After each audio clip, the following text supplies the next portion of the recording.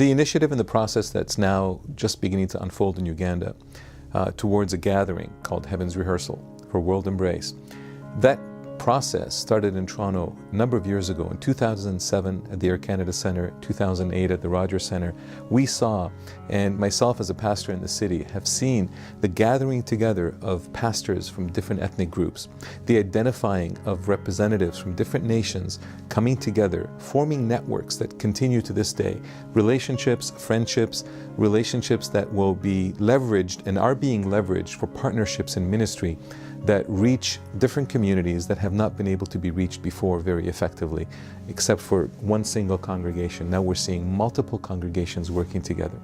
In Canada, we're an aging population, whereas in Uganda, 80% of the population is under the age of 18, and 50 are under the age of 15. So you see, it's a nation that has lost, over the last season, lost its fathers and mothers, and is in need of parenting, if you will. The children are growing up with a sense of loss or a sense of lack of identity, whereas we can come alongside. We can sow, we can invest, we can demonstrate, we can love, we can share the gospel within the context of all of that and establish the nation for future advancement like you wouldn't believe. The prayer of Jesus when it comes to John 17 is that we would be one, that the world would know that the Father sent the Son. Here's an opportunity where pastors, leaders, ministry leaders are willing and asking for someone to come alongside and help them understand how to live out John 17 in a practical way, in a way that would help them live in relationship, live in love, and demonstrate that practically to the communities around them. Jesus, when he was leaving the planet, he spoke to the disciples in Matthew 28, and he says, "Go and make disciples of all nations." We've understood that sometimes to mean make disciples within every nation, within all nations, until all nations are brought, the gospel is brought to all these nations, then the end will come. But I think Jesus has meant something a little bit different. He meant make nations discipled nations. Make nations such that nations will have the gospel freely available and accessible to all people.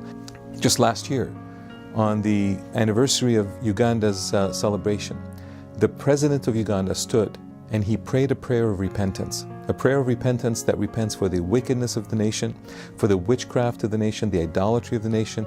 And then at the end of his words, he dedicates Uganda to God. He dedicates Uganda to Christ. And you know, in the Old Testament, there were three key figures in the nation: the king, the priest, and the prophet. And here we are, where the king of the nation, as it were, the president, has already declared that this nation will align with the purposes of Christ.